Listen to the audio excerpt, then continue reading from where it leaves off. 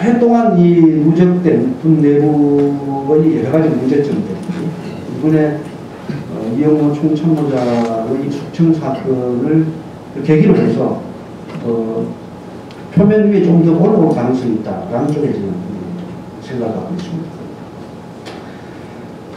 두 번째는 군 내부의 어떤 그런 변화 문제인데요. 그러니까 이번 최근의 변화의 핵심이 뭐냐면은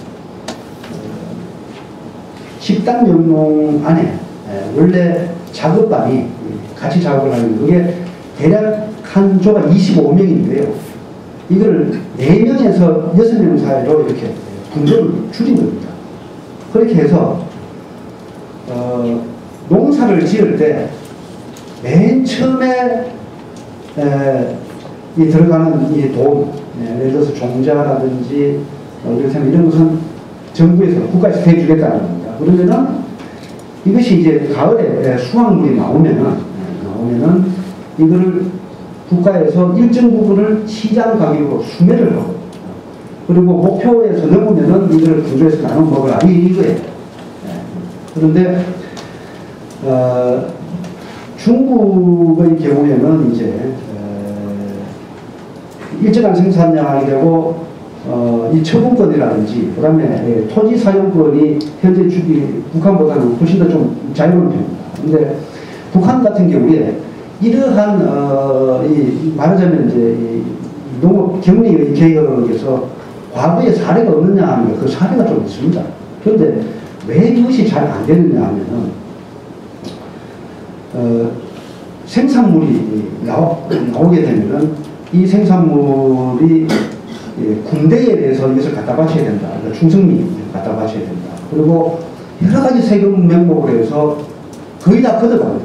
그리고 가을이 되면 실제로 이 주민들한테 들어오는 수입은 상당 부분 거의 없습니다. 그래서 탈북자들의 이야기를 들어보면 황해도 지역의 경우에는 아직도 전량 세대, 그러니까 양국이 끊어진 전량 세대들이 아직 꽤 많이 남아있는 것으로 이렇게 파악이 되고 있습니다. 그래서 김정은이 이 농업개혁과 그다음에 공장기업소에서도 처음에 생산에 들어가는 이 원자재라든가 이런 걸 국가에서 대주고 그 다음에 생산 능력을 높인 다음에 그것이 소출이 나오면은 일정하게는 공장기업소별로 이렇게 나눠 가진다라는 것인데 이것 역시 어느 정도로 성공을 거둘지는 아직 좀 미지수다 이렇게 보고 있습니다. 그래서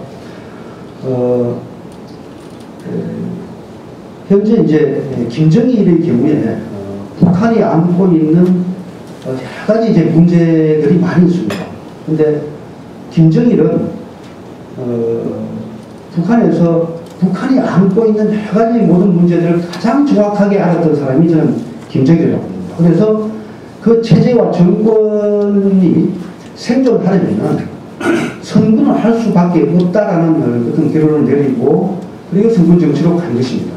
그런데 이 김정은의 경우에는 북한이 안고 있는 여러 가지 어떤 그런 문제점과 모순들을 정확하게 인식을 하고 있는지는 좀 의심스럽다는 부분이 있습니다. 예를 들면 최근에 북한에서 남한 언론사를 겨냥해서 좌표가 있으니 남한 언론사를 징벌하겠다는 식의 그런 발언을 한 적이 있습니다. 총참모를 이런 발언을 그 외에 뭐 성전을 버리겠다. 그리고 여러 가지 어떤 그런 군사적 협박을 했는데 그 이후로는 또 그런 이야기를 하지 않고 있습니다. 그리고 3차 핵실험에 대해서도 그에 대해서는 뭐 하지 않겠다는 그 뉘앙스를 강하게 쓰고 그래서 쉽게 말씀드리면 과거의 김정일 시기에는 대남 대외 전략이 일정하게 말하자면은 전략과 전술 사이에 어떤 합리적인 어떤 관계가 있었고 나름대로는 그런 복선과 이런 것이 충분히 이렇게 적용이 되는데 김정은 시대에 들어오고 난 다음에는 이 복선도 없고 뭐 이 상당히 단말관적이고 그냥 한번 질러보는 이런 경우가 이제 빈번하게 이렇게 나타나고 있습니다. 그래서 좀 더 이제 김정은이 어떤 이 통치의 그 능력이라든가 통치 스타일을 이제 파악하기는 시간이 좁게 그렇게 많이 지나지 않았기 때문에 정확하게 파악하기는 어렵습니다만은 제가 보기에는 김정일이 가졌던 어떤 그런 소위 북한식 말로 영도자의 어떤 그런 능력, 그러니까 수령으로서의 어떤 그런 능력을 이거를 축적하기는 아직까지 적어도 10년 정도 더 있어야 된다. 그러니까 이 북한 체제의 가장 기본적인 특징이 수령의 영도체계입니다. 그러니까 수령, 당, 대중이 지시, 복종 체계, 수령당 대중의 수직 체계가 되겠습니다. 그래서 지금은 이 김정은이 자기의 고모부인 장성택과 그다음에 김경희, 최용해, 이 마지막 가족 중심의 어떤 그런 이 통치를 하면서 일정하게 역할과 권력을 분점하는 형태로 되어 있습니다. 그러니까 상징적으로는 김정은이라는 문제가 있고, 그 다음에 김경희, 장성택, 최용해가 김경희는 말하자면 이제 이 조직과 그리고 아직까지 정확하게 파악은 안 됩니다. 조직과 돈을 재정을 관장하고 있는 건 아니냐. 그 다음에 장성택의 경우에는 공안기관, 정보기관, 그 다음에 보위기관 이 세 가지를 장악하고 있습니다.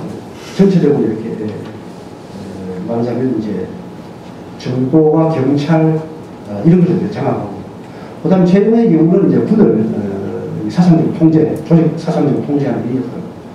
그래서 이게 일종의 분점 비슷한 어떤 그런 형태를 보이고 있습니다. 그런데